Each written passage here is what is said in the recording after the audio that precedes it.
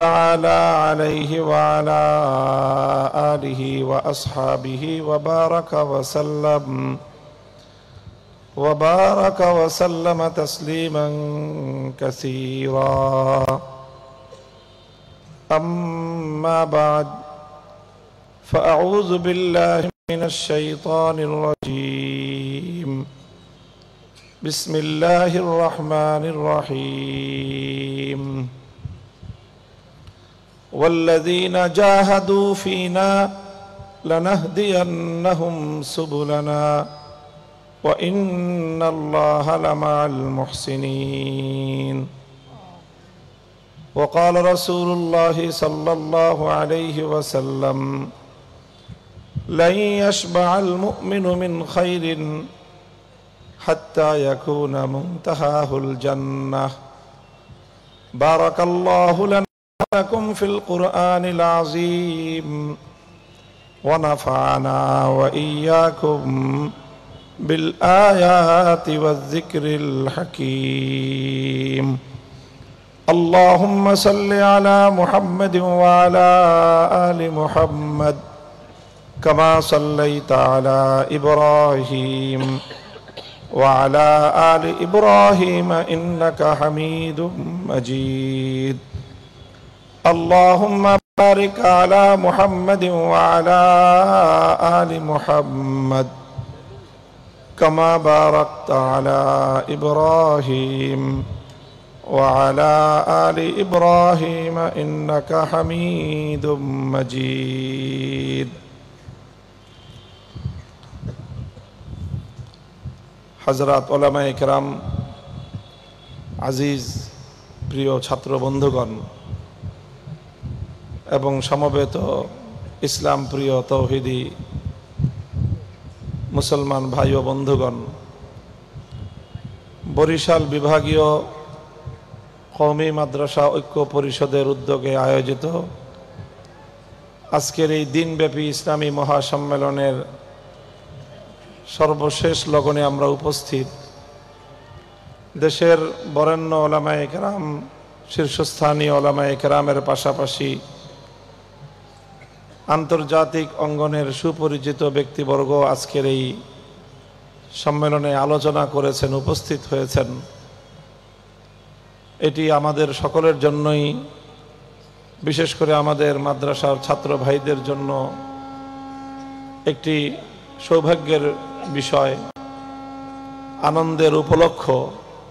আল্লাহ পাক রব্বুল আলামিন আজকের এই সম্মেলনকে পরিপূর্ণভাবে কামিয়াব করেন, আমিন আমিন আমিন।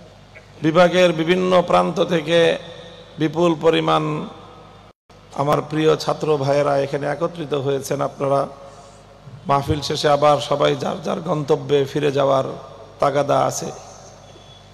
এই জন্য আমি দীর্ঘ করব না আমার আলোচনা। আমি একটি সুনির্দিষ্ট বিষয়কে সামনে রেখে আমাদের আগামীর করণীয় এবং আমাদের গন্তব্য সম্পর্কে কয়েকটি কথা আরজ করব ইনশাআল্লাহ।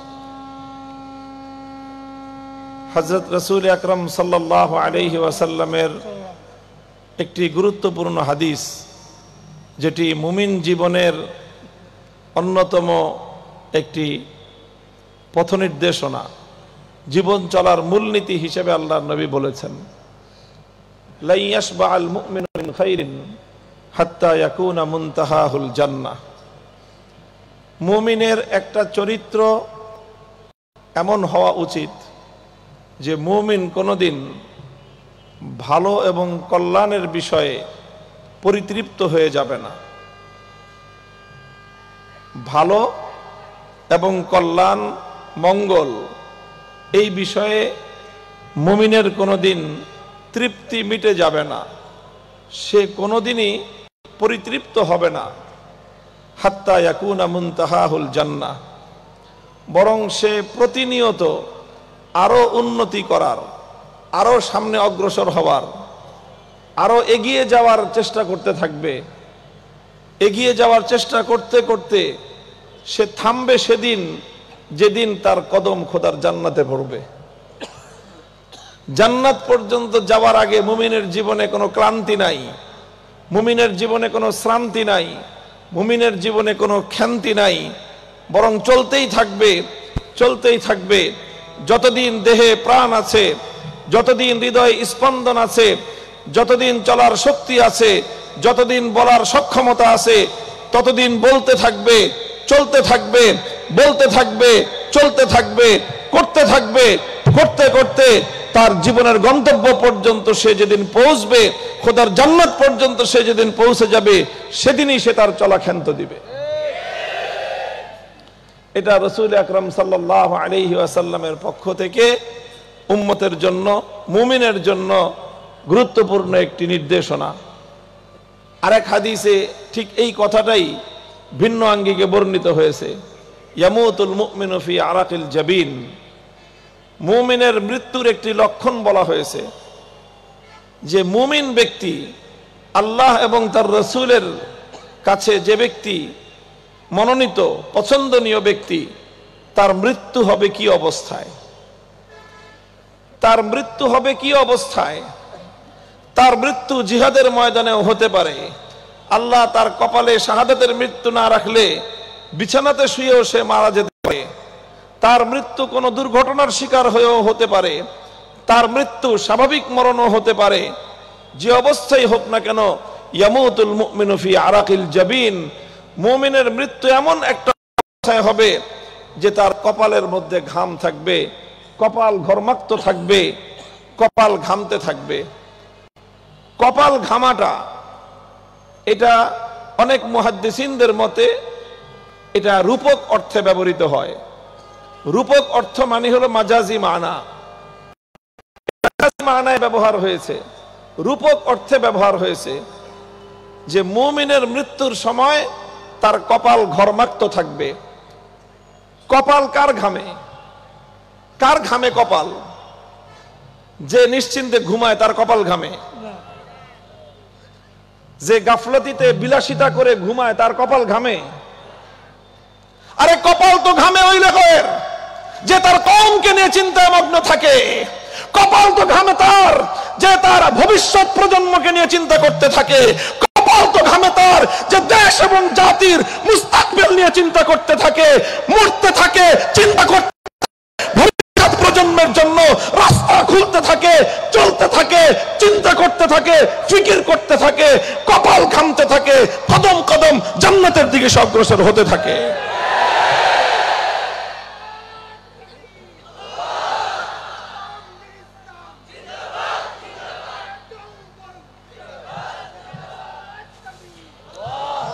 ইয়ামুতুল মুমিনু ফি আরাকিল জাবিন, কপাল ঘামার অর্থ হলো এই যে মৃত্যুর আগ মুহূর্ত পর্যন্ত মুমিন সে উম্মতকে নিয়ে তার ফিকির খতম হয় না। মৃত্যু মুখে পতিত হয়েও মুমিন চিন্তা করতে থাকে আমার তো এখন আরো কাজ বাকি রয়ে গেছে। মৃত্যু শয্যায় শুয়েও মুমিন চিন্তা করতে থাকে আমাকে তো আরো অগ্রসর হতে হবে। মুমিন মৃত্যুর মুখোমুখি দাঁড়িয়েও চিন্তা করতে থাকে এখনো তো আমি আল্লাহর দ্বীনকে দুনিয়াতে পূর্ণাঙ্গ বিজয়ী করতে পারি নাই, আমার তো কাজ এখনো অবশিষ্ট রয়ে গেছে। যতক্ষণ পর্যন্ত মুমিনের দেহে প্রাণ আছে ততক্ষণ পর্যন্ত মুমিন চলতেই থাকে। মুহতারাম হাজরিন,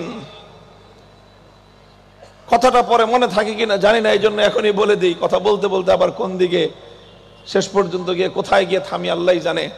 শাইখুল হিন্দ রহমতুল্লাহ আলাই, যেহেতু আমাদের দেওবন্দিয়াতের কথা এখানে আলোচনা হচ্ছে, ওলামায়ে দেওবন্দের কথা আলোচিত হচ্ছে, এই জন্য বলতেছি শাইখুল হিন্দ রহমতুল্লাহ আলাই যখন তিনি মাল্টার কারাগার থেকে মুক্তি লাভ করলেন, 4 বছরের বন্দী জীবন তিনি কাটিয়ে আসলেন, নির্মম নির্যাতনের শিকার হয়ে তিনি সেখান থেকে আসলেন।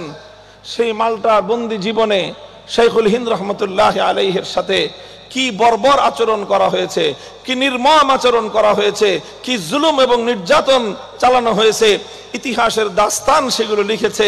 শাইখুল হিন্দ রহমতুল্লাহর সাথে অত্যন্ত কঠোর আচরণের মাধ্যমে ওনার এই কারা নির্যাতনকে ওনার উপর চাপিয়ে দেওয়া হয়েছে। 4 বছর পর তিনি যখন মুক্তি লাভ করেন, হিন্দুস্তান ফিরে আসেন। ফিরে আসার পর থেমে যাননি, পথ চলতেছিলেন। পথ চলতেছিলেন। যখন তিনি ক্লান্ত হয়ে গেছেন, যখন তিনি অসুস্থ হয়ে গেছেন, যখন তিনি আর পথ চলতে পারেন না, তার পা তাকে নিয়ে আর চলতে পারে না, তার কদম তার বহন করতে অক্ষম হয়ে গিয়েছে, তার কদম তার শরীরের ভার বহন করতে পারে না, তার কদম তাকে নিয়ে চলতে পারে না। শাইখুল হিন্দ রহমতুল্লাহ আলাই ওনাকে তার সকল মুহিব্বিন, আপনজন, আত্মীয় স্বজন সকলেই বলতেন, ডাক্তাররা বলতো যে এখন যদি ওনাকে সুস্থ করতে হয়, ওনাকে হাসপাতালের বিছানায় কিছুদিন রেখে চিকিৎসা করা ছাড়া ওনার সুস্থতার কোনো সুযোগ নাই, অসুস্থতা বাড়তেই থাকবে। ওনাকে সুস্থ করতে হলে ওনাকে বিশ্রাম দিতে হবে। শাইখুল হিন্দ রহমতুল্লাহ আলাই বলতেন, আরে ডাক্তাররা তোমরা বুঝো না, আমার এই হৃদয়ে যে অশান্তির আগুন যে জ্বলছে, আমার যেই অশান্তি, যেই দুঃখ, যেই বেদনা, যে অসুস্থতা, আমার শুধুমাত্র দেহ নয়, আমার শুধু দেহের চামড়া নয়, গোশত নয়, আমার হাড্ডিকে পর্যন্ত চূর্ণ বিচূর্ণ করছে। সেই বেদনা যদি তোমরা উপশম করতে হয়, সেই বেদনা যদি আমাকে কমাতে হয়, হাসপাতালে চিকিৎসা দিয়ে তোমরা আমার এই বেদনা কমাতে পারবে না। আমার এই বেদনার উপশম তো আছে ওই সকল জনসমাবেশগুলোতে, ওই সকল সম্মিলনগুলোতে, ওই সকল মাহফিলগুলোতে, যেই মাহফিলগুলোতে উম্মতের উলামায়ে কেরাম এবং জাতিকে ইংরেজদের বিরুদ্ধে জিহাদের জন্য, ইংরেজদের বিরুদ্ধে সংগ্রামের জন্য উদ্বুদ্ধ করে। চলো, আমি কথা বলতে না পারি, আমি বসে থাকবো, দেখব আমরা যে জুলুম নির্যাতন করে, কারাভোগ করে উম্মতের জন্য যে পেগাম নিয়ে এসেছি, আমার পরবর্তী প্রজন্ম আমাদের কাছ থেকে দেশ এবং জাতিকে মুক্ত এবং আজাদ করার সেই শিক্ষা তারা গ্রহণ করেছে। এই দৃশ্য যখন আমি দেখব, তখনই আমার এই দেহের রোগ ভালো হবে, তখনই আমার আত্মা প্রশান্ত হবে। তিনি বলতেন, আমি কথা বলতে না পারি, তোমরা আমাকে নিয়ে চলো, আমাকে মাহফিলে বসায় রাখবা, তোমরা কথা বলো, আমি বসতে না পারি, আমাকে শোয়ায় রাখবা, মনে রাখো তোমরা সামনে অগ্রসর হয়ে যাবা, আমাকে হাসপাতালে রেখে যাবা, আমি এখানে শান্তি পাবো না, আমার রোগ আরো বেড়ে যাবে।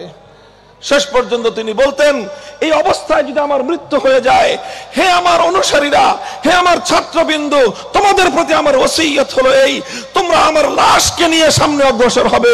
যদি মনে আমার লাশ ময়দানে থাকলে তোমরা আরো 2 কদম অগ্রসর হতে পারবা, তাহলে আমার লাশকে ব্যবহার করে হলো তোমরা আরো 2 কদম আগায় যেও। উলাইকা আবাই ফাজিনি বিমিসলিহিম ইজা জামাআতনা ইয়া জারিরুল মাজামিউ। হে কওমি সন্তানেরা আমার, হে উলামায়ে দেওবন্দের সন্তানেরা, কওমি মাদ্রাসার ছাত্ররা, তোমরা তোমাদের পূর্বপুরুষদের ইতিহাস জানো, তোমরা তোমাদের বাপ-দাদাদের ইতিহাস পড়ো, তোমাদের শাইখুল হিন্দ এই মিল্লাত এবং কওমের জন্য কি করেছে সেই তারিখ তোমরা পড়ো। এই দেশকে মুক্ত এবং স্বাধীন করবার জন্য তোমাদের শাইখুল হিন্দ কি অবদান রেখেছেন তোমরা জানো। এই দেশ এবং জাতিকে মুক্ত স্বাধীন করবার জন্য তোমাদের দেওবন্দ মাদ্রাসা কি অবদান রেখেছে ইতিহাস তোমরা পড়ো। তোমাদের এই জাতি, তোমার এই মাটিকে মুক্ত স্বাধীন করবার জন্য হুসাইন আহমদ মাদানী কি ত্যাগের কোরবানি স্বীকার করেছেন, শাব্বির আহমদ ওসমানী কিভাবে হিজরত করেছেন, মুফতি শফি কিভাবে হিজরত করেছেন, জাফর আহমদ ওসমানী কিভাবে ঢাকার বুকে স্বাধীনতার পতাকা উত্তোলন করেছে। ইতিহাস তোমরা জানো, ইতিহাস তোমরা পড়ো, আর সামনের দিকে অগ্রসর হওয়ার শপথ গ্রহণ করো। আল্লাহ পাক রব্বুল আলামিন এই কওমকে, এই সম্প্রদায়কে আল্লাহ হেফাজত করেন। আমাদের পরবর্তী প্রজন্ম যেন আমাদের আকাবিরিনদের, আমাদের পূর্বসূরীদের নকশ কদমের উপর চলতে পারে, আল্লাহ পাক সে তৌফিক আমাদেরকে দান করেন ইনশাআল্লাহ।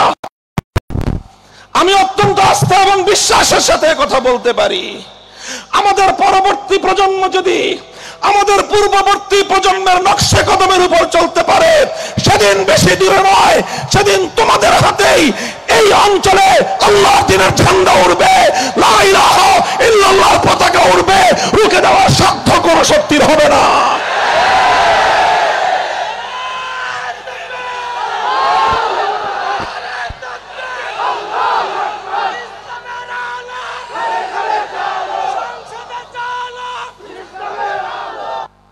মুহতারাম হাজিরিন,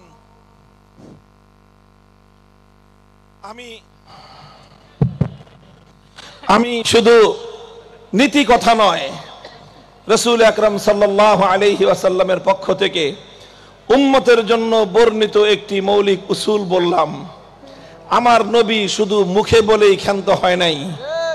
আমরা যদি নবীজির পবিত্র সিরাত দেখতে পাই, সিরাতুন নবীকে নিয়ে যদি আমরা একটু পর্যালোচনা করি, রাসূল আকরাম সাল্লাল্লাহু আলাইহি ওয়াসাল্লামের বিশেষ করে নবুয়তের জিন্দেগীর এই 23 সালা নবুয়তের জিন্দেগীর পরতে পরতে আমরা এই নীতির বাস্তবায়ন দেখতে পাবো, তার প্র্যাকটিক্যাল নমুনা আমরা দেখতে পাবো।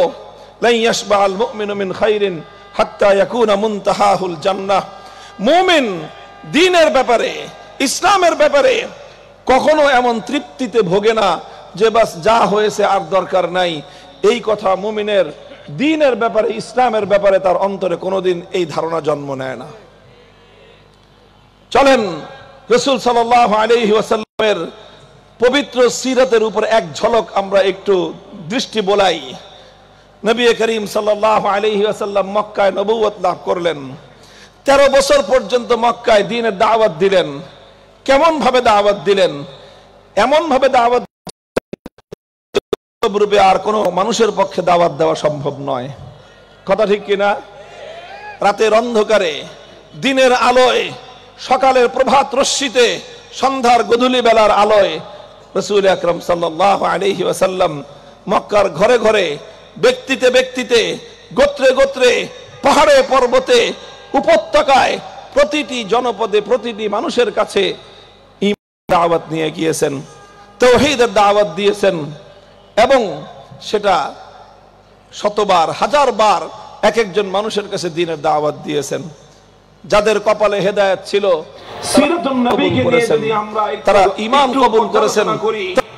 রাসূল আকরাম সাল্লাল্লাহু আলাইহি ওয়াসাল্লামের বিশেষ করে নবুয়তের জিন্দেগীর যে 23 বছর করার পর নবীজি তার মিশন বন্ধ করে দেন নাই যে ঠিক আছে মানুষ ঈমান গ্রহণ করেছে, হলো তো আর কি দরকার। না, যারা ঈমান কবুল করলো তাদেরকে নিয়ে মক্কার ওই প্রতিকূল পরিবেশ হযরত আকাম ইবনে মুমিন দ্বীনের ব্যাপারে, ইসলামের ব্যাপারে মাদ্রাসা কায়েম এমন তৃপ্তিতে ভোগে না যে বাস যা হয়েছে আর দরকার নাই।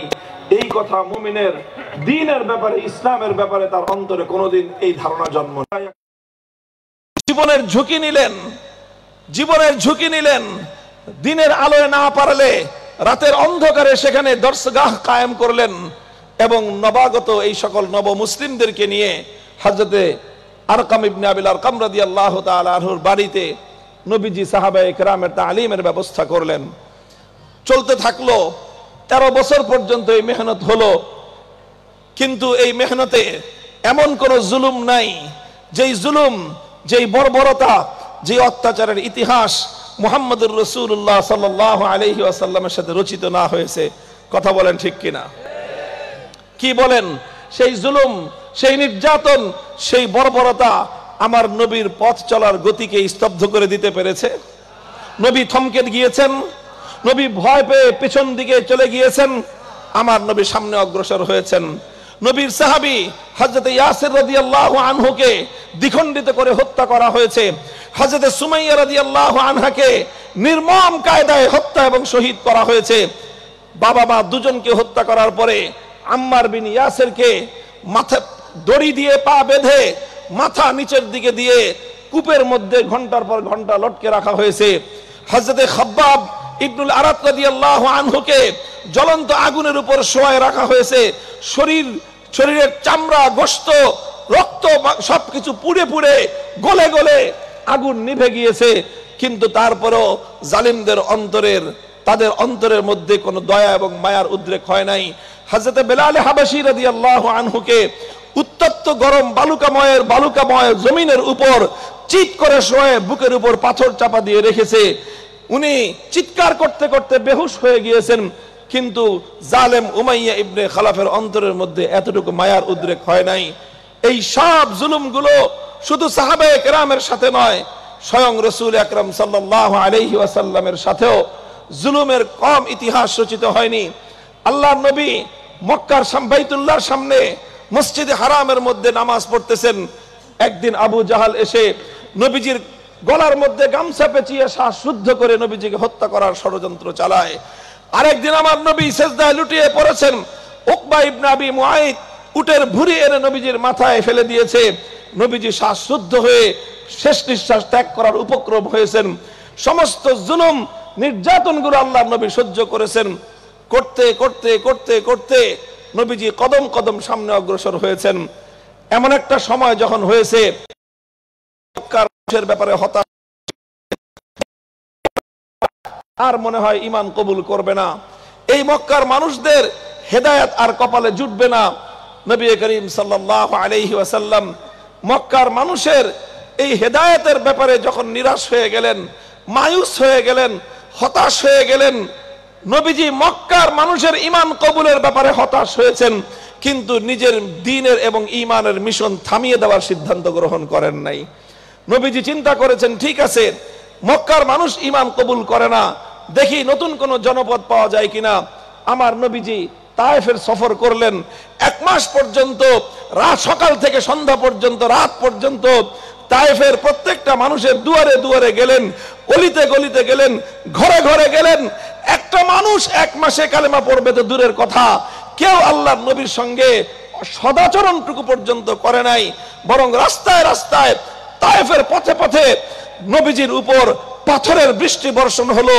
মাথা থেকে পা পর্যন্ত সর্বাঙ্গ শরীর আমার নবীর রক্ত রঞ্জিত হলো।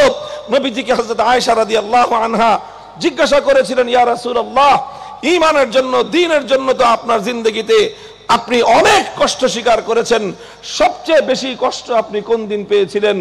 আমার নবীজি বলেছেন, যেদিন তায়েফে আমাকে সারাটা শরীর রক্তে রঞ্জিত করে দিয়েছিল, তায়েফের দুষ্ট বালকেরা আমাকে পাথর মারত, আর তাদের বয়স্ক লোকেরা এসে আমাদেরকে হাতে ধরে উঠিয়ে দিত, আর বালকদেরকে বলতো তোমরা আর পাথর মেরো না। আমরা যখনই আবার পথ চলা শুরু করতাম, ওই লোকগুলো যারা একটু আগে আমাদেরকে হাত ধরে উঠিয়ে বালকদেরকে বারণ করত, তারাই আবার পেছন দিক দিয়ে তাদেরকে উস্কানি দিত, আবার পাথর মারো। এইভাবে আমাদের সঙ্গে প্রহসন করা হয়েছে, এইভাবে আমাদেরকে নিয়ে ঠাট্টার বিদ্রুপ করা হয়েছে, এইভাবে আমাদের সঙ্গে তামাশা করা হয়েছে। রক্তে রঞ্জিত হয়েছি, মাথা থেকে পা পর্যন্ত রক্ত ঝরতে ঝরতে পায়ের চপ্পল আমার পায়ের নিচে আটকে গিয়েছে, আমি বেহুশ হয়ে জমিনের মধ্যে পড়ে গিয়েছি। সেই দিনটা ছিল আমার উপর আমার এই জীবনে সবচেয়ে নির্মম এবং বর্বর জুলুম এবং নির্যাতন সহ্য করার দিন। মুহতারাম হাজিরিন, বলতে চাই, তায়েফ থেকে আল্লাহর নবী ফিরে আসলেন, হতাশ হলেন যে তায়েফের লোক করলো না, এই মেহনত করলাম, কোন সুফল আসলো না। এরপরেও কি আল্লাহর নবী পথ চলা বন্ধ করে দিলেন? নবী দাঁড়ালেন, তার মিশন স্থগিত করে দিলেন? না। হজের মৌসুম আসলো, আল্লাহর নবী ঘুরতে থাকলেন, নতুন কোন পয়গাম কারো কাছে পৌঁছানো যায় কিনা। আল্লাহ পাক রব্বুল আলামিন ইসলামের জন্য সৌভাগ্যের দুয়ার খুলে দিল। ইয়াসরিব থেকে 6 জন হাজি, 6 জন খাজরাজি লোক আল্লাহ পাক রব্বুল আলামিন মক্কায় পৌঁছে দিলেন হজের সফরে। রাসূল আকরাম সাল্লাল্লাহু আলাইহি ওয়াসাল্লামের সঙ্গে তাদের সাক্ষাৎ হয়ে গেল। আকাবা, মিনার ময়দানের আকাবায় নবীজি তাদের কাছে দ্বীনের দাওয়াত দিলেন। আলহামদুলিল্লাহ, 1 মাস মেহনত করে তায়েফে একটা মানুষকে কালেমা পড়াতে পারেন নাই, আর একটা আলোচনার মাধ্যমে এক মজলিসে ইয়াসরিবের 6 জন মানুষ ওই মজলিসে কালেমা পড়ে মুসলমান হয়ে গেলেন। নবীজি মক্কা থেকে হতাশ হয়ে তায়েফে গিয়েছেন, তায়েফ থেকে হতাশ হয়ে আবার মক্কায় ফিরে এসেছেন। দাওয়াতের মিশন বন্ধ করেন নাই, নিজের জীবনের মিশন বন্ধ করেন নাই, দ্বীন নিয়ে পথ চলা তিনি রুদ্ধ করে দেন নাই। আল্লাহ পাক রব্বুল আলামিন তার এই ত্যাগ এবং কোরবানিতে রং দিয়েছেন এবং মদিনার দিকে ইসলাম যাত্রা শুরু করলো। বায়াতে আকাবা হলো। পরের বছর 6 জনের পরিবর্তে আরো নতুন মানুষ যুক্ত হয়ে 12 জন হলো। তারা বায়াত কবুল করলেন, নবীর হাতে হাত রেখে শপথ নিলেন। তৃতীয় বছর সেই 12 জনের থেকে সংখ্যা গিয়ে পৌঁছলো 70 জনে। আস্তে আস্তে ইসলাম মদিনার দিকে যাত্রা শুরু করলো।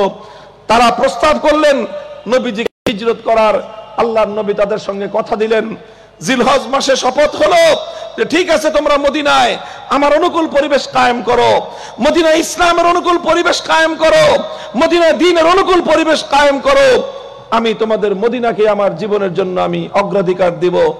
আল্লাহর নবী জিলহজ, মুহররম, সফর, রবিউল আউয়াল মাসে মদিনা শরীফে হিজরত করলেন, সোনার মদিনায় চলে গেলেন। নবীজি ইতিহাসের বদলকারী ঐতিহাসিক সিদ্ধান্ত, এই হিজরত ছিল আমার নবীর জিন্দেগিতে এক তারিখী সিদ্ধান্ত। হিজরত ছিল আল্লাহর নবীর জিন্দেগিতে কিয়ামত পর্যন্ত আনেওয়ালা প্রত্যেকটি উম্মতের জন্য আল্লাহর দ্বীনের পথে অনুসরণীয় উসওয়ায়ে হাসানা, অনুসরণীয় সর্বোৎকৃষ্ট দৃষ্টান্ত। বলবেন হিজরতের মধ্যে কি আদর্শ, কি দৃষ্টান্ত? দেখেন, একদিকে পবিত্র মক্কা, আরেকদিকে মদিনা। এই দুটোকে এবার দুই পাল্লায় রেখে একটাকে আরেকটার সঙ্গে কম্পেয়ার করেন, তুলনা করেন। আপনি তুলনা করলে দেখতে পাবেন মক্কার মধ্যে বাইতুল্লাহ আছে, মদিনায় তখন একটা মসজিদও নাই। মক্কার মধ্যে মসজিদে হারাম আছে, মদিনায় তার বিপরীতে কিছুই নাই। মক্কায় মসজিদে বাইতুল্লাহর সঙ্গে হাজরে আসওয়াদ আছে, যেটাকে চুম্বন করলে জিন্দেগির গুনাহ মাফ হয়। মদিনায় কোনো হাজরে আসওয়াদ নাই। মক্কায় মাকামে ইব্রাহিম আছে, মদিনায় কিছু নাই। মক্কায় জমজমের কূপ আছে, মদিনায় কিছু নাই। মক্কায় আল্লাহর নবীর জন্ম থেকে 53 বছর পর্যন্ত জীবনের দীর্ঘ ইতিহাস এবং স্মৃতি আছে, মদিনায় কিছুই নাই।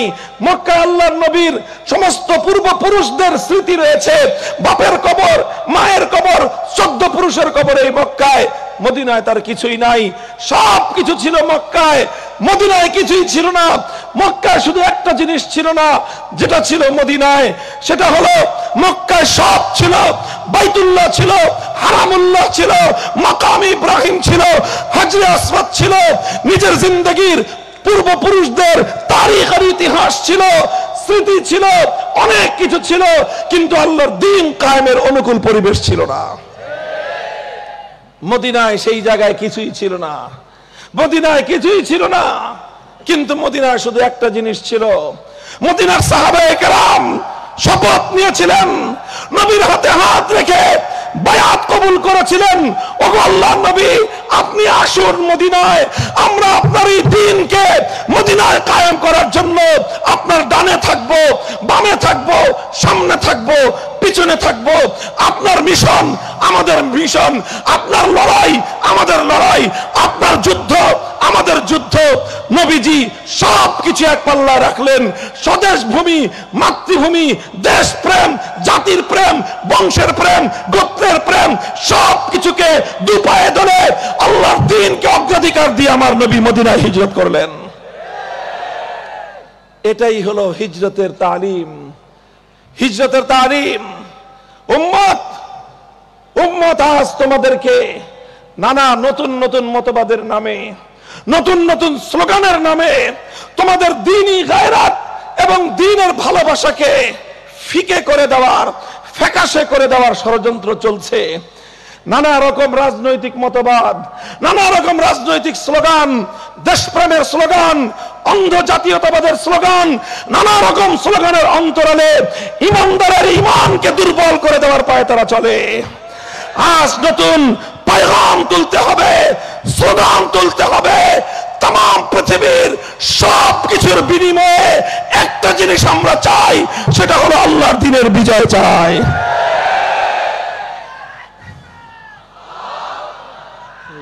বন্ধ করে দিছে।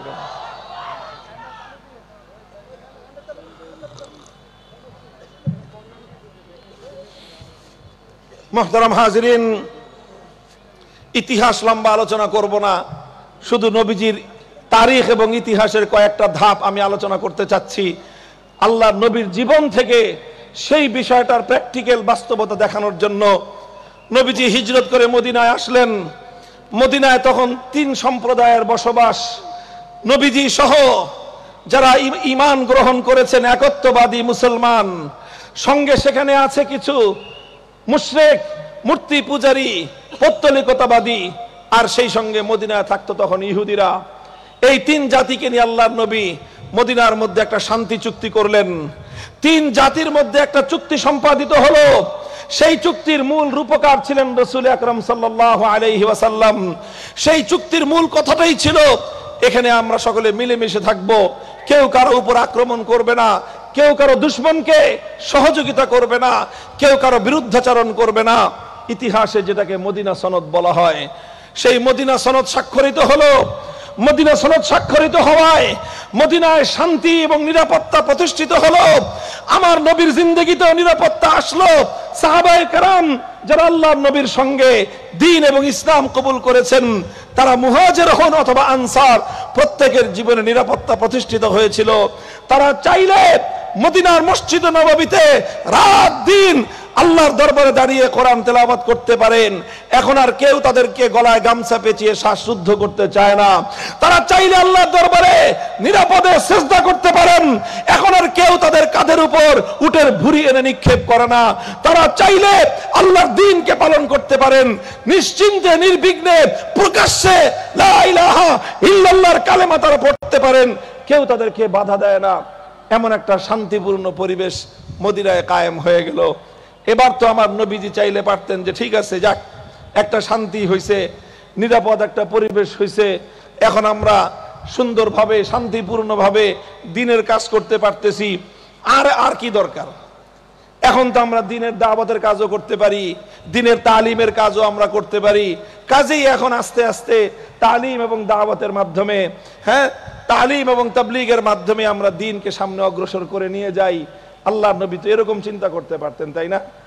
ইতিহাস পড়েন, সোনার মদিনায় নিরাপত্তা প্রতিষ্ঠিত হওয়ার পরে নবীজি এই মদিনায় গণ্ডিবদ্ধ অল্প একটু শহরের মধ্যে আল্লাহর দ্বীন মাহদুদ থাকুক, আল্লাহর দ্বীনকে এখানে নিরাপদভাবে পালন করতে পারবেন, এতটুকুর উপরে কি আল্লাহর নবী তৃপ্ত আর ক্ষান্ত ছিলেন? বলেন, ইতিহাস পড়েন, আমার নবী কি শুধু এতটুকুর উপরে তৃপ্ত হয়ে গিয়েছেন যে আর বেশি কিছুর দরকার নাই? এতটুকুর উপরে কি আল্লাহর নবী ক্ষান্ত হয়ে গেছেন যে সামনে আর অগ্রসর হওয়ার দরকার নাই? না, 1 বছর অতিক্রান্ত হয় নাই। 1 বছর অতিক্রান্ত হওয়ার আগেই যখন মদিনার মাটিতে ইসলাম শেকড় গেড়ে বসলো, মদিনায় যখন মাথা গুজার শান্তিপ্রিয় ঠাই হয়ে গেল, মদিনায় যখন একটা মাটির আশ্রয় খুঁজে পাওয়া গেল, মদিনায় যখন আনসার এবং মুহাজিরদের পবিত্র উখুওয়াতে ঈমানের ভ্রাতৃত্বের বন্ধন মজবুত হয়ে গেল, 1 বছরের মাথায় আল্লাহর নবী আল্লাহর পক্ষ থেকে আদেশ প্রাপ্ত হয়ে ঘোষণা করলেন, উযিনা লিল্লাযিনা ইউকাতালুনা বিআন্নাহুম যুলিমু ওয়া ইন্নাল্লাহা আলা নাসরিহিম লাকাদির। হে আমার সাহাবীরা, হে মক্কা নির্যাতিত মজলুম সাহাবীরা, হে মদিনার আনসার সাহাবীরা, এতদিন পর্যন্ত আমাদের নীতি ছিল কেউ আমাদের উপর হামলা করলে এক গালে চর মারলে আরেক গাল পেতে দিতাম যে আরেকটা চর মারো, এরপর আমার কথাটা শুনে যাও। 14 বছর এই সোজা আঙ্গুলে ঘি উঠানোর চেষ্টা আমরা করেছি, কিন্তু মক্কার কুরাইশদের এই কুত্তার লেজ এটা 14 বছরেও সোজা হয় নাই। কেউ যদি চিন্তা করে থাকে কুকুরের লেজের মধ্যে ঘি মাখলে এই লেজ একদিন সোজা হয়ে যাবে, বোকার স্বর্গে বসবাস করে। কুকুরের লেজে তেল নয়, যদি আপনি 1000 টাকা মূল্যের ঘি মালিশ করতে থাকেন, কিয়ামত পর্যন্ত কুত্তার লেজে ঘি মাখতে পারবেন, কুকুরের লেজ কোনোদিন সোজা হবে না। মুহাম্মদ আরবি সাল্লাল্লাহু আলাইহি ওয়াসাল্লাম মদিনায় গিয়ে 1 বছরের মাথায় তাই আল্লাহর পক্ষ থেকে নির্দেশিত হয়ে ঘোষণা করলেন, এখন থেকে ইসলামের নীতির মধ্যে নতুন এক কর্মসূচি যুক্ত হলো। এখন থেকে যদি কেউ মুসলমানদের উপর অন্যায়ভাবে হামলা চালায়, কোন মুমিনের উপর যদি অন্যায়ভাবে আক্রমণ করে, এতদিন আরেক গাল পেতে দিতাম। এখন থেকে কর্মসূচি হলো, যেই কালো হাত কোন ইমানদারের উপর আসবে, যেই কালো হাত কোন মুমিনকে আঘাত করতে আসবে, যেই কালো হাত কোন মুসলমানের অধিকার কেড়ে নিতে আসবে, এখন থেকে আর তাকে ছেড়ে দেওয়া হবে না, সেই কালো হাত ভেঙে গুড়িয়ে দেওয়া হবে।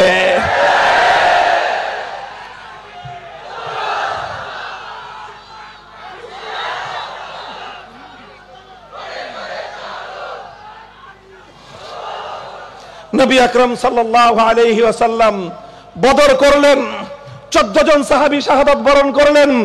উহুদের রণাঙ্গনে গেলেন, 70 জন সাহাবী শাহাদাত বরণ করলেন।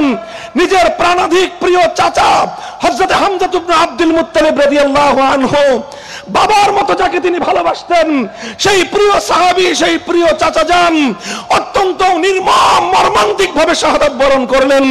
আল্লাহর নবীর সামনে তার চাচার বুক বিদীর্ণ করা হলো, সেই চাচার কলিজা চিরে, সেই কলিজা বিদীর্ণ করে চাবিয়ে চাবিয়ে আল্লাহর নবীর চাচাকে ক্ষত বিক্ষত করে তার টুকরো টুকরো লাশ জমিনের উপর পড়ে থাকলো।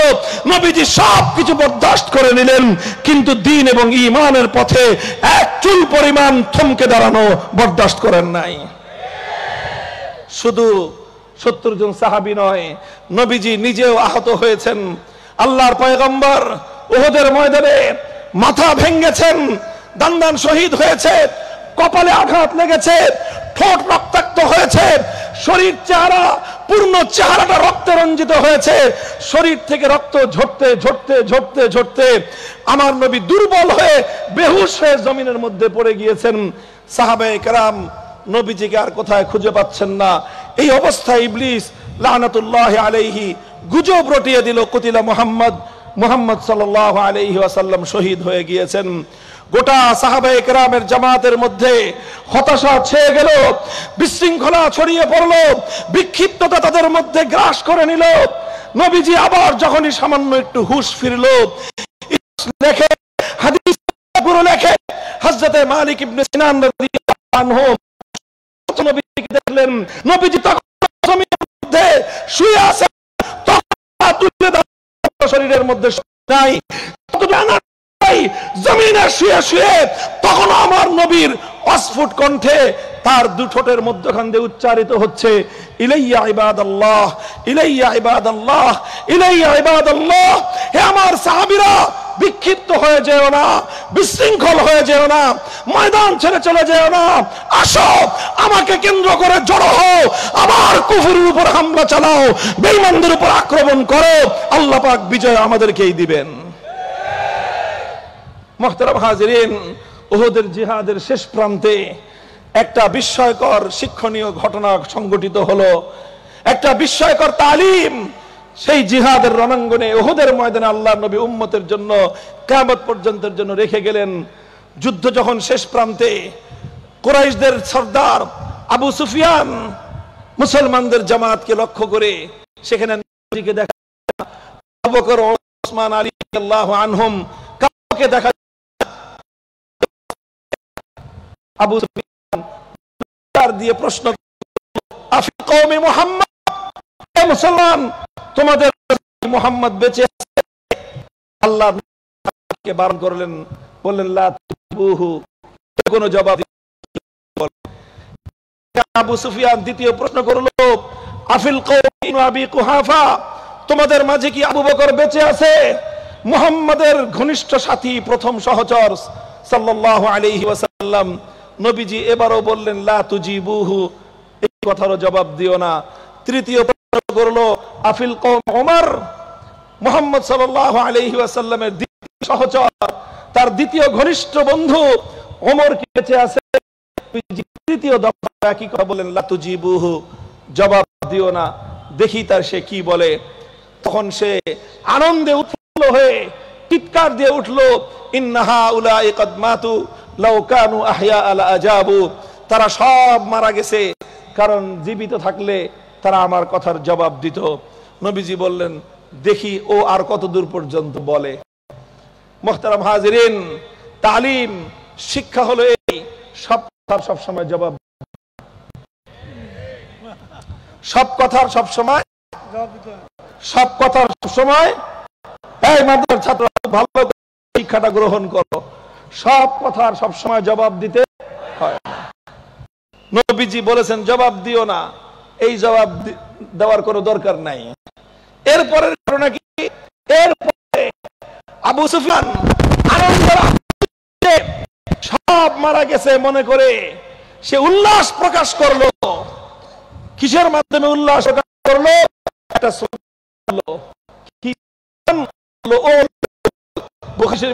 পড়তেছি আমি, কোন নোবেল নাটকের গল্প না, ইতিহাসের কথা নয়, বুখারীর হাদিস। তখন আবু সুফিয়ান বলল, হুবল, জয় হুবল, হুবলের জয়ধ্বনি দিল। হুবলের বরত্ব ঘোষণা করলো। এবার আমার নবী নিজেই বললেন, আজিবু, হে আমার সাহাবীরা, এবার আর নীরব থাকার সুযোগ নাই, এখন আর মুখ বন্ধ করে রাখা যাবে না, জবাব দাও। হযরত ওমর জিজ্ঞাসা করলেন, হুজুর, এতক্ষণ আপনি বারণ করেছিলেন জবাব দিতে, আমরা নীরব ছিলাম, এবার আপনি বলতেছেন জবাব দিতে, আমরা জবাব দিব, তবে কি জবাব দিব, জবাবটা আপনি শিখিয়ে দেন। মা নাকুলু ইয়া রাসূলুল্লাহ, নবীজি এবার শিক্ষা দিলেন সাহাবায়ে কেরামকে, কুলু আল্লাহু আলা ওয়াজাল, কুলু আল্লাহু আলা ওয়াজাল, তোমরা তোমাদের সব শক্তিগুলো কণ্ঠে একত্রিত করে চিৎকার দিয়ে উহুদের এই পাহাড় পর্বত থরথর করে কাঁপিয়ে তুলে স্লোগান তুলো, আসমান আর জমিনের মধ্যে একমাত্র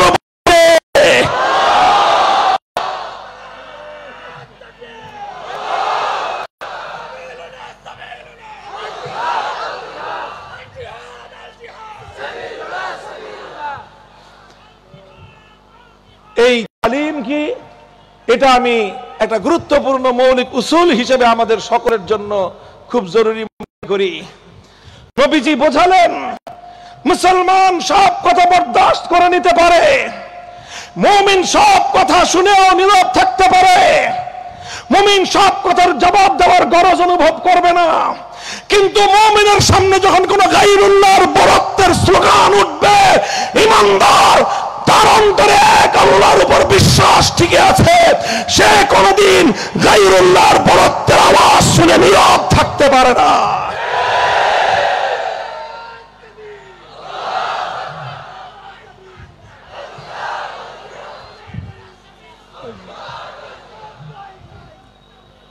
খুব ভালো করে মনে রেখো, উসুল হলো কি, সব কথার জবাব দিতে নাই, কিছু কথার সময় নীরব থাকতে নাই।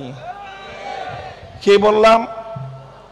সব কথার জবাব দিতে নাই, কিন্তু কিছু কিছু কথা আছে সেই কথার সময় নীরব থাকতে নাই, কিছু কিছু কথার সময় নীরব থাকতে নাই। আমাদের এই কণ্ঠ থেকে আল্লাহর বরত্বের স্লোগান কেউ কেউ কেড়ে নিতে চায়, কেউ রাজনীতির কথা বলে, কেউ রাজনৈতিক স্থিতিশীলতার কথা বলে, অথবা অন্য কোনো কথা বলে।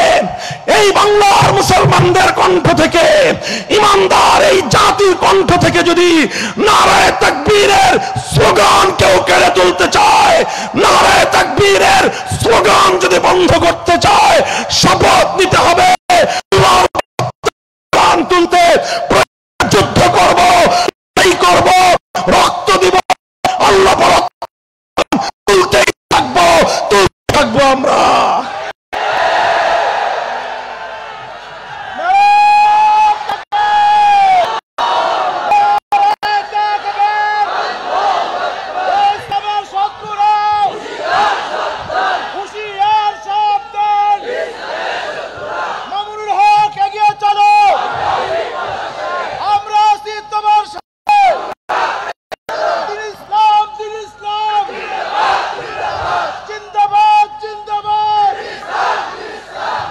খুব ভালো করে মনে রাখবেন, বাংলাদেশে এই বিগত সময়টায় এমন একটা তৎপরতা আমরা আশঙ্কা করছি, এক সময় যারা নারায়ে তাকবীর আল্লাহু আকবারের স্লোগান নিয়ে রাজনীতিতে নেমেছিল, যারা বাংলাদেশের মানুষের হৃদয় জয় করেছিল নারায়ে তাকবীর আল্লাহু আকবারের স্লোগান দিয়ে, এবং আল্লাহু আকবারের নামে, বিসমিল্লাহর নামে যারা বাংলার মাটিতে তাদের রাজনীতি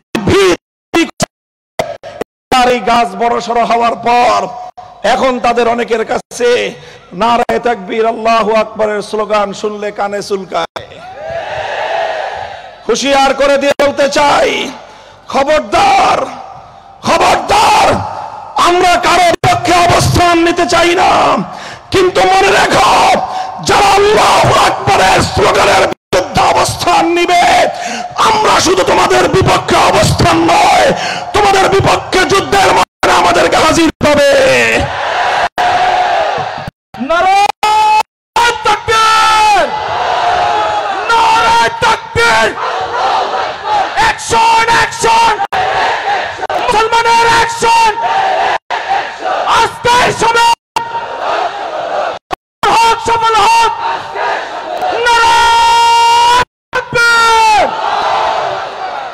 নারায়ে তাকবীর, আল্লাহু আকবারের স্লোগান।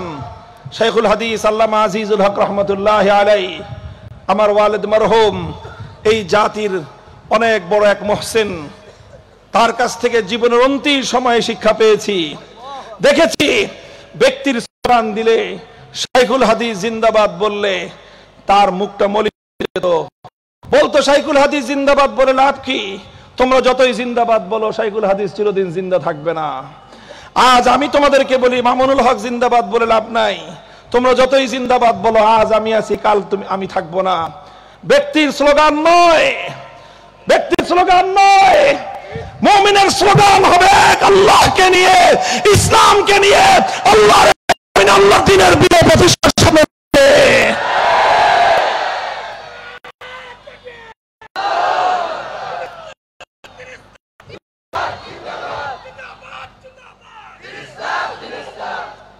উহুদ গেল, খন্দক গেল, 3000 সাহাবায়ে কেরামকে নিয়ে আল্লাহর নবী দিনের পর দিন পেটে পাথর বাঁধলেন।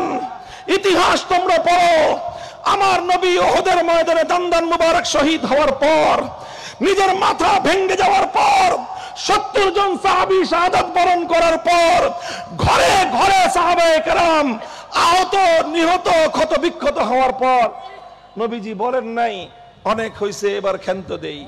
বলেছেন না। কথা একটাই ছিল, যে পথে আমাদের ভাইয়েরা জীবন দিল, সেই পথে হয় আমরা জীবন দিব, না হয় উদ্দেশ্য সাধন করব। সামনে অগ্রসর হলেন।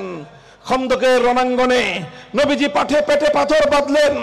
খাবার নাই, অভাব, অনটন, আহার নাই, খাদ্যের ব্যবস্থা নাই, সবকিছু হাসি মুখে বরণ করে নিলেন।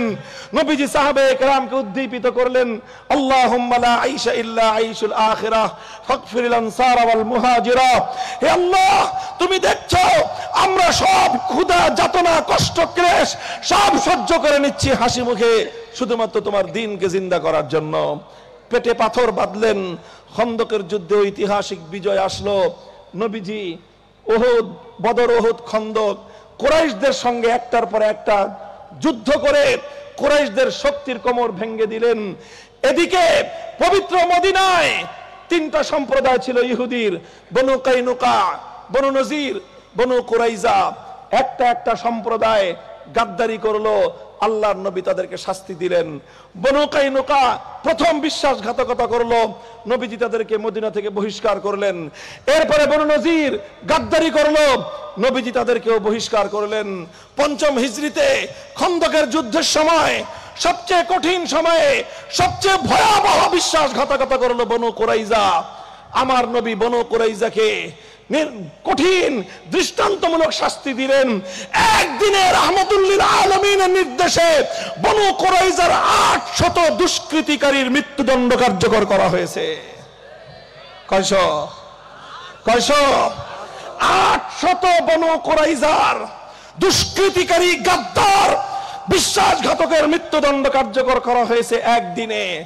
ইতিহাস প্রমাণ করে, আমার নবীর সিরাতের অন্যতম গুরুত্বপূর্ণ শিক্ষা হলো, মুসলমান সব অপরাধ ক্ষমা করে, গাদ্দারির অপরাধ ক্ষমা করে না।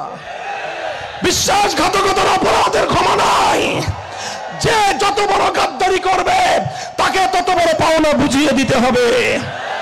যদি তুমি গাদ্দারকে প্রশ্রয় দাও, বিশ্বাসঘাতককে যদি তুমি ক্ষমা করো, এই গাদ্দার বিশ্বাসঘাতক পিঠের পিছন থেকে এসে তোমাকে ছোবল মারবে। মুহতারাম হাজিরিন, গেল সোনার মদিনা, ইহুদি শূন্য হয়ে গেল, সব খালি।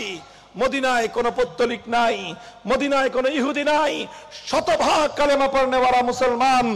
মা বাইনা আইরিন ইলা সাউরিন ওয়া মা বাইনা লাবাতাইল মদিনা, মদিনার 2 প্রান্তের মধ্যবর্তী ভূখণ্ডে শুধুমাত্র একটাই নাম, একটাই কালিমা, লা ইলাহা ইল্লাল্লাহু মুহাম্মাদুর রাসূলুল্লাহ সাল্লাল্লাহু আলাইহি ওয়াসাল্লাম।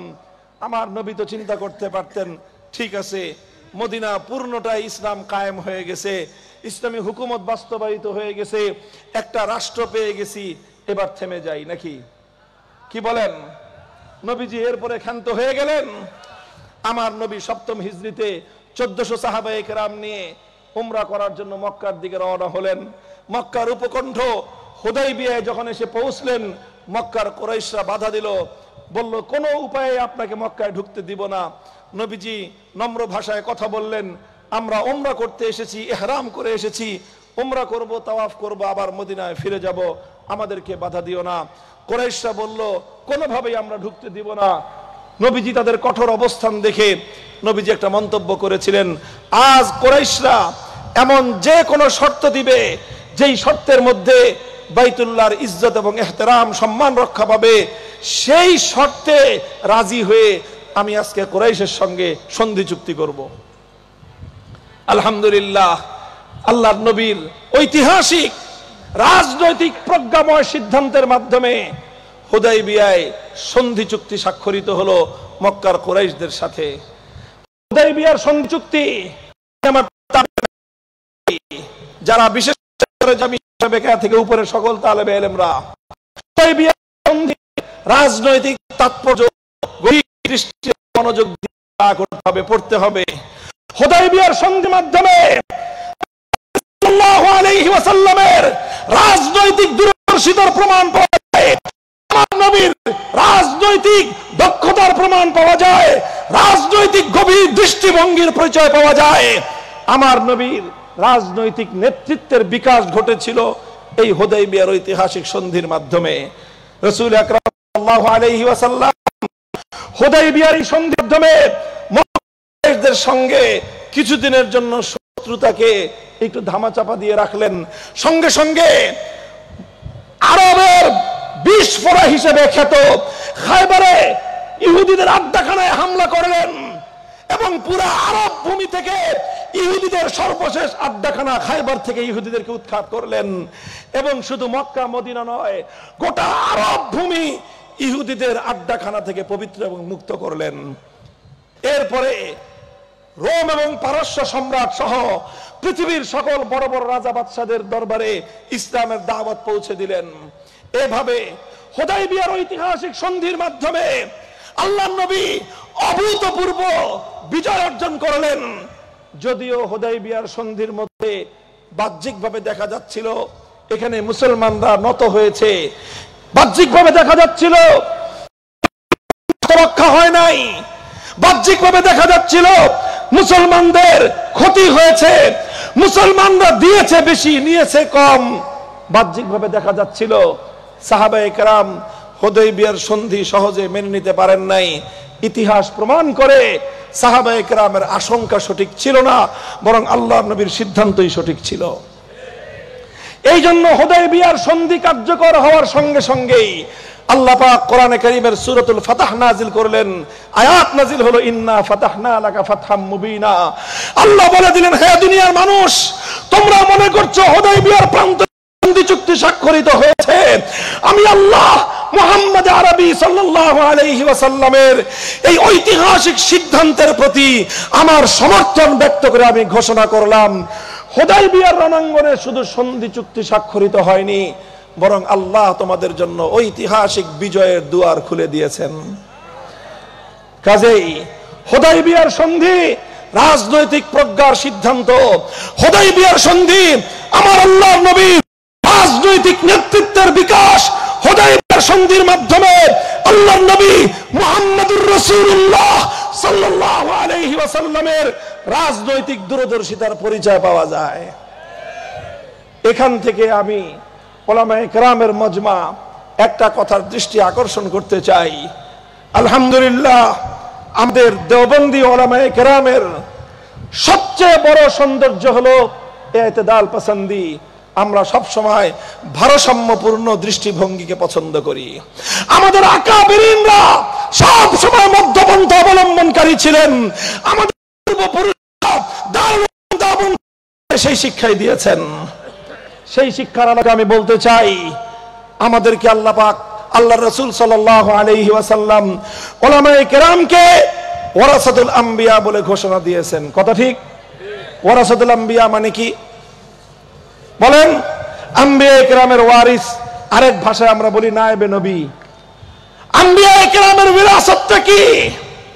আম্বিয়ায়ে কেরামের বিরাসত যেরকম মসজিদের ইমামতি করা, আমার নবী মদিনার মসজিদের ইমাম ছিলেন, সুতরাং নায়েবে নবীরা মসজিদের ইমাম হবেন।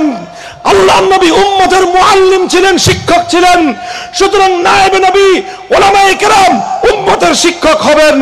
শুধু ইমামতের শিক্ষকতা নয়, আমার নবী উম্মতকে নিয়ে জিহাদের রণাঙ্গনে গিয়েছেন, সেখানে কমান্ডার ইন চিফ হিসেবে তিনি মুজাহিদিনদেরকে নেতৃত্ব দিয়েছেন। উম্মতের উলামায়ে কেরামকেও জিহাদের রণাঙ্গনে আল্লাহর নবীর কমান্ডার ইন চিফ ভূমিকা পালন করারও নিয়াবত এবং উত্তরাধিকারের দায়িত্ব পালন করতে হবে। সেই সঙ্গে আম্বিয়ায়ে কেরামের বিরাসত এবং তাদের উত্তরাধিকারের মধ্যে অত্যন্ত বড় একটা অংশ হলো সিয়াসি কিয়াদত, রাজনৈতিক নেতৃত্ব। কি বললাম? রাজনৈতিক নেতৃত্ব। এটা শুধু আমাদের নবী নয়, সমস্ত পয়গম্বরদের অন্যতম একটা উত্তরাধিকার, যারা নিজেদেরকে আম্বিয়ায়ে কেরামের উত্তরাধিকার বলে আমরা বিশ্বাস করি, যারা আমরা নায়েবে নবী হিসেবে নিজেদেরকে পরিচয় দিতে গর্ববোধ করি, যারা ওয়ারাসাতুল আম্বিয়া হিসেবে উলামায়ে কেরামকে মান্য করি, সকলের জন্য একই কথা। আম্বিয়ায়ে কেরামের বিরাসত, আম্বিয়ায়ে কেরামের উত্তরাধিকারের মধ্যে অন্যতম গুরুত্বপূর্ণ একটা পার্ট হলো রাজনৈতিক নেতৃত্ব। আরেকটা হাদিস আমি বলি, আলোচনা শেষ করে দিব। বুখারী শরীফের হাদিস, মুসলিম শরীফ সহ সমস্ত হাদিসের কিতাবের মধ্যে হাদিসটি বর্ণিত হয়েছে। এজন্য বলতেছি, রাজনীতি কথা শুনলেই আমরা অনেকে আমাদের মধ্যে সংকোচন সৃষ্টি হয়ে যায়। আমরা মনে করি রাজনীতি আলেমদের জন্য না, আমরা মনে করি রাজনীতি আলেমদের দায়িত্ব নয়। এটা একটা ভুল ধারণা, এটা একটা মূর্খতাপূর্ণ ধারণা। বুখারীর হাদিস, কানাত বানু ইসরাঈল তাসুসুহুমুল আম্বিয়া কুল্লামা হালাকা নাবিয়্যুন খালাফাহু আখার ওয়ালা নাবিয়্যা বাদি। আল্লাহর নবী বলেছেন, আমাদের পূর্বে, আমার পূর্বে দুনিয়াতে আল্লাহ পাক যাদেরকে নবী বানিয়ে পাঠাতেন, তাসুসুহুম সাসায়াসুসু মিনাস সিয়াসাতি, সিয়াসাতুন শব্দ থেকেই মাখুজ, এটা বের হয়েছে। তাসুসুহুমুল আম্বিয়া, আমার পূর্বের নবীরা তাদের কওমের রাজনৈতিক নেতৃত্ব দিতেন। আম্বিয়ায়ে কেরাম শুধু ধর্মীয় নেতৃত্ব দিতেন না, যে আম্বিয়ায়ে কেরাম মসজিদে ইমামতের মাধ্যমে নামাজের নেতৃত্ব দিতেন, যে আম্বিয়ায়ে কেরাম উম্মতকে মাসালা শেখানোর মাধ্যমে তাদেরকে ধর্মীয় নেতৃত্ব দিতেন, যে আম্বিয়ায়ে কেরাম তালিমের মাধ্যমে শিক্ষার নেতৃত্ব দিতেন, যে আম্বিয়ায়ে কেরাম তাজকিয়ার মাধ্যমে খানকাহের নেতৃত্ব দিতেন, সেই আম্বিয়ায়ে কেরাম সিয়াসতের মাধ্যমে রাজনৈতিক নেতৃত্ব জাতিকে দিতেন। তাসুসুহুমুল আম্বিয়া শব্দটা সিয়াসাতুন থেকে এসেছে। সিয়াসত শব্দের অর্থ কি বলেন?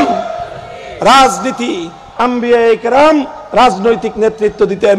কুল্লামা হালাকা নাবিয়্যুন খালাফাহু আখার, এক নবী চলে গেলে আরেক নবী আসতেন।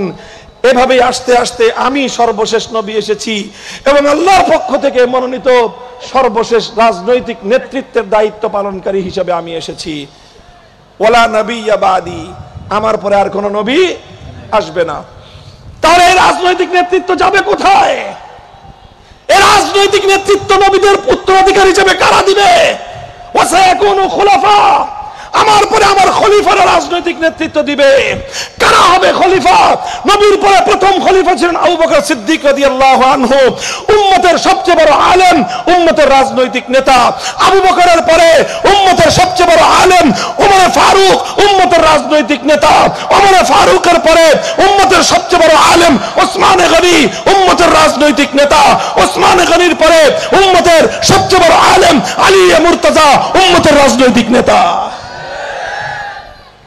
কাজে এই জন্য বলতে চাই, উম্মতের উলামায়ে কেরামকে রাজনৈতিক নেতৃত্ব সামাল দিতে হবে। যদি রাজনৈতিক নেতৃত্ব সামাল দিতে আমরা ব্যর্থ হই, আম্বিয়ায়ে কেরামের পরিপূর্ণ ওয়ারাসাত আল্লাহর জমিনের মধ্যে হেফাজত করা যাবে না। দেখেন, আমি 31 বছর আগে দাওরায়ে হাদিস ফারেগ হয়েছি। তখন আমাদের সময়ে বাংলাদেশে আমরা বোর্ড পরীক্ষা দিয়েছি, এই 4-5 হাজার ছাত্র, সারা দেশে 5-7 হাজার দাওরায়ে হাদিস ফারেগ হতো। গত বছর হায়াতুল আউলিয়ায় দাওরায়ে হাদিস পরীক্ষার্থী ছিল প্রায় 35,000। ইনশাআল্লাহ এই বছর হবে 40,000। আগামী বছর হবে 50,000, বছর বছর 10,000 20,000 করে বেড়ে উইদিন 5 ইয়ার্স ইনশাআল্লাহ আমাদের কওমি মাদ্রাসার উলামায়ে কেরামের সংখ্যা পার ইয়ার প্রতি বছর লক্ষাধিক হবে ইনশাআল্লাহ। এই লক্ষাধিক আমাদের নতুন ফারিগিন উলামায়ে কেরাম কি করবেন? সবাই শুধু মসজিদের ইমামতের নেতৃত্ব দিবেন। মসজিদের ইমামতের নেতৃত্ব অবশ্যই আমাদেরকেই দিতে হবে। সবাই শুধু তালিমের নেতৃত্ব দিবেন, হ্যাঁ অবশ্যই তালিমের নেতৃত্ব আমাদেরকেই দিতে হবে। সবাই শুধু খানকাহের নেতৃত্ব দিবেন, খানকাহের নেতৃত্ব আমাদেরকেই দিতে হবে। তাবলীগের নেতৃত্ব আমাদেরকেই দিতে হবে। তবে লক্ষাধিক আমাদের যে সকল সন্তান, প্রায় 1.5 লক্ষ, আজ জাতির দায়িত্ব পালন করবার জন্য, আম্বিয়া কেরামের উত্তরাধিকারের দায়িত্ব পালন করার জন্য প্রায় 1.5 লক্ষ যেই সকল নবীন আলেম কর্ম ময়দানে নামছেন, তাদের একটা উল্লেখযোগ্য অংশ রাজনৈতিক নেতৃত্ব দেওয়ার জন্য প্রস্তুত থাকা দরকার। নারায়ে তাকবীর। দিন ইসলাম, দিন ইসলাম। কওমি মাদ্রাসা ঐক্য পরিষদ, মামুনুল হক, মামুনুল হক, সাবিলুল তরিকুনা। মুহতারাম হাজিরিন, আমার কথা শেষ। আমি আল্লাহর নবীর জিন্দেগীর সিরাতের কয়েকটা ধাপ আলোচনা করলাম। আমার নবীর হাদিসের একটা গুরুত্বপূর্ণ শিক্ষা আপনাদের সামনে আমি আলোচনা করলাম। লা ইয়াশবাল মুমিনু মিন খাইরিন হাত্তা ইয়াকুনা মুনতাহাল জান্নাহ।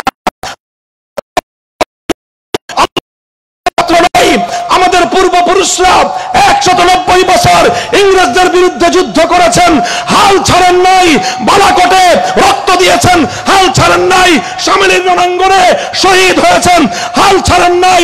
1866 সালে দারুল উলুম দেওবন্দ কায়েম করেছেন, হাল ছাড়েন নাই। 1920 সালে তাহরিকে রেশমি রুমাল করেছেন, হাল ছাড়েন নাই। মাল্টার আন্দামান দ্বীপে শাইখুল হিন্দ, শাইখুল ইসলাম বন্দিত্ব বরণ করেছেন, হাল ছাড়েন নাই। 1947 সালে ব্রিটিশ বিতাড়িত হয়েছে, হাল ছাড়েন নাই। বাংলার উলামায়ে কেরাম রক্ত দিয়ে, জীবন দিয়ে দিল্লির সঙ্গে লড়াই করে, কলকাতার সঙ্গে লড়াই করে এই বাংলার পবিত্র মাটিকে দিল্লির আধিপত্যবাদ করেছেন। 47-এর অর্জন মুসলমানদের জন্য আলাদা ভূখণ্ড অর্জন। 47-এর দেশ বিভাগ ইসলামের নামে মুসলমানদের জন্য আলাদা দেশ অর্জন। হ্যাঁ, আমার নতুন প্রজন্মের সন্তানেরা মনে রেখো, 47-এর দাবি থেকে আমরা পিছপা হতে পারবো না। আজকে জুলাই সনদ স্বাক্ষরিত হয়েছে, তোমরা জানো। অনেকে বলে জুলাই সনদে কি আছে? হুজুররা আবার জুলাই সনদের পক্ষে মাঠে নামলেন কেন?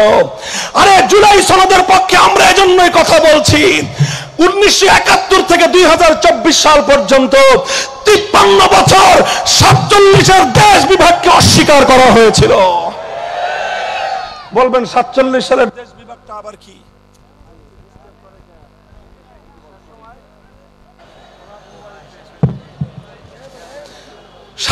সালের দেশ বিভাগটা কি? 47 সালের দেশ বিভাগটা পরিষ্কার। জাতি, দুই জাতি, দ্বিজাতি তত্ত্বের ভিত্তিতে 47 সালে দেশ বিভক্ত হয়েছিল।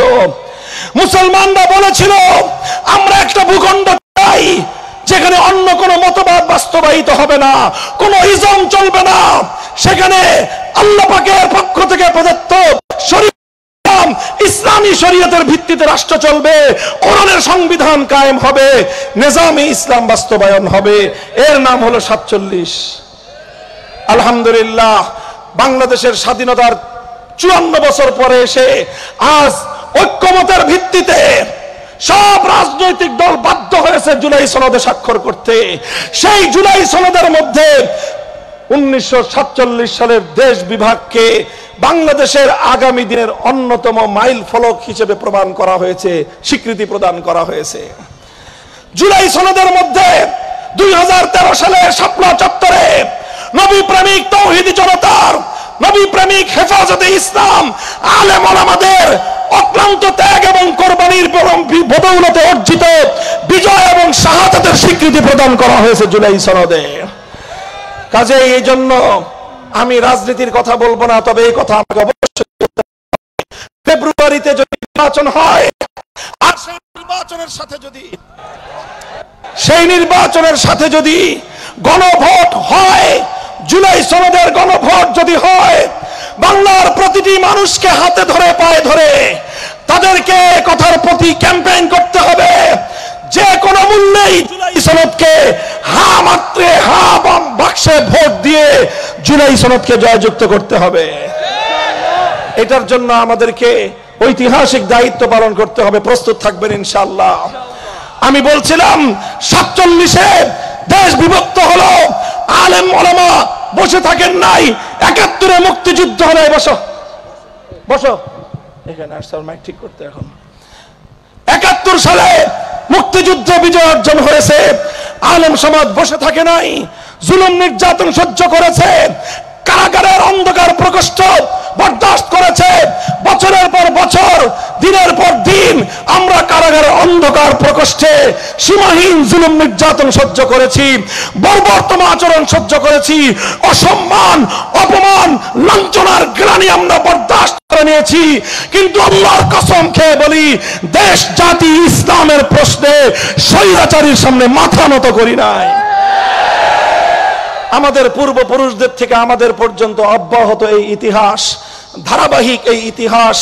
2013 সালে আমাদের ওলামায়ে কেরাম নেতৃত্ব দিয়েছিল নবী প্রেমিক তাওহীদি জনতা। 2013 সালে রক্ত আর জীবন দিয়েছিল।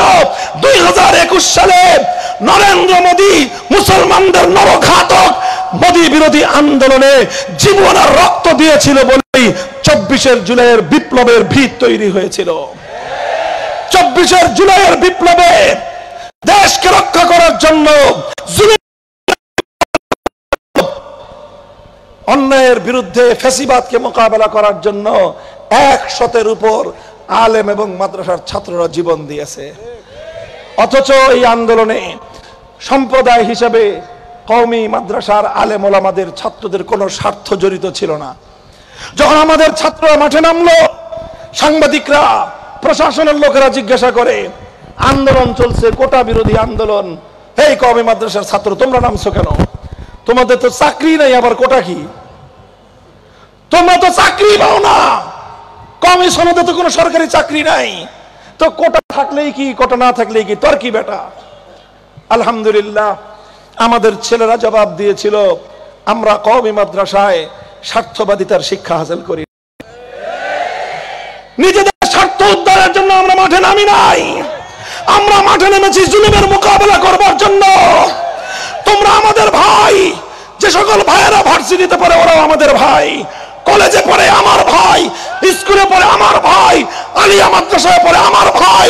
আমার ভাইদের বুকগুলোকে জুলুম করে, অন্যায় করে, বুলেটের আঘাতে ঝাঁঝরা করেছে।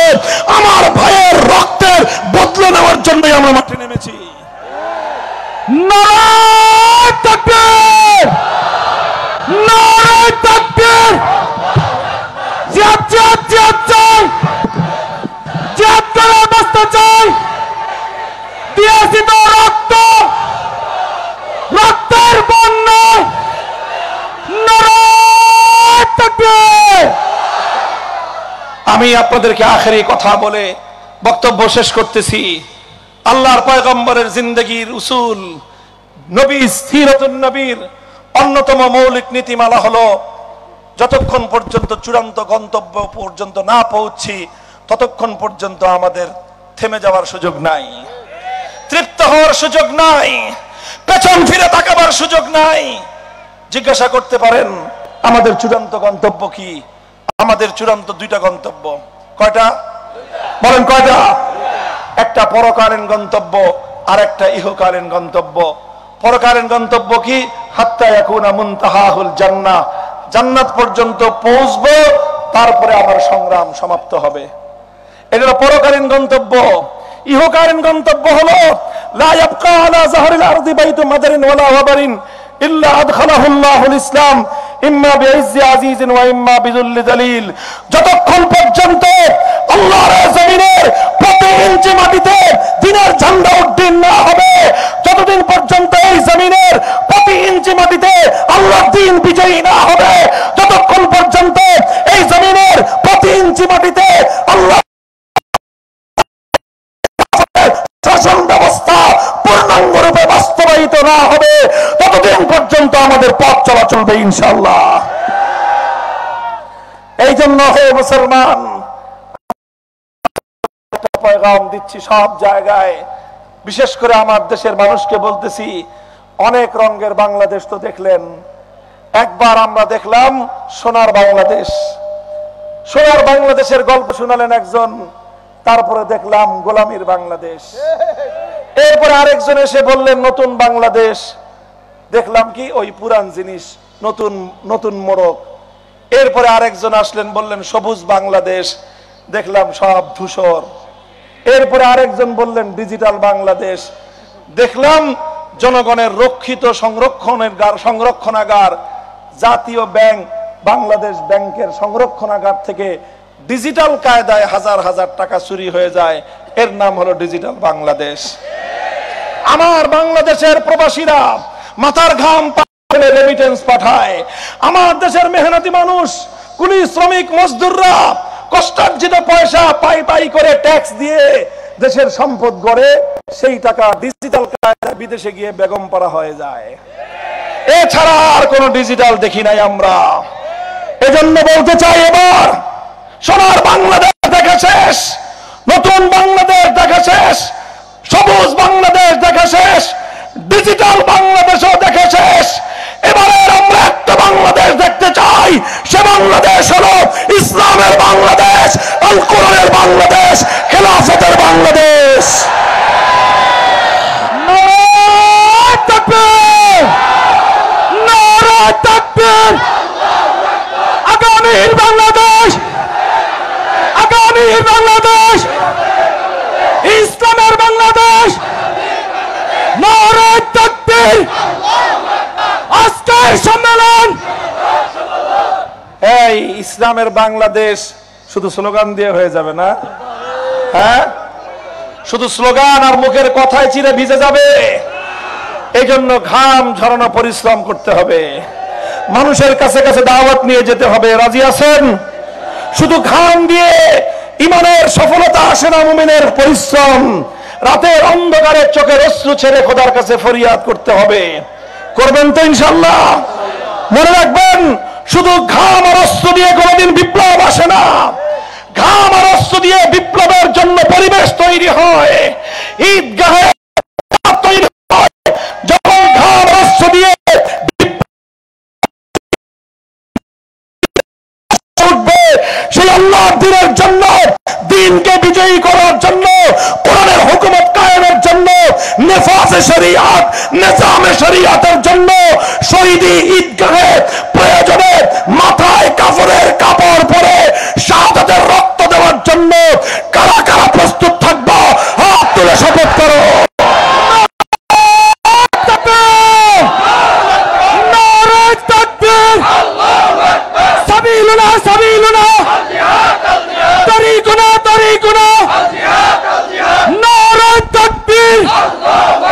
জিহাদ জিহাদ জিহাদ চাই, দিয়েছি রক্ত, রক্তের বন্যায়।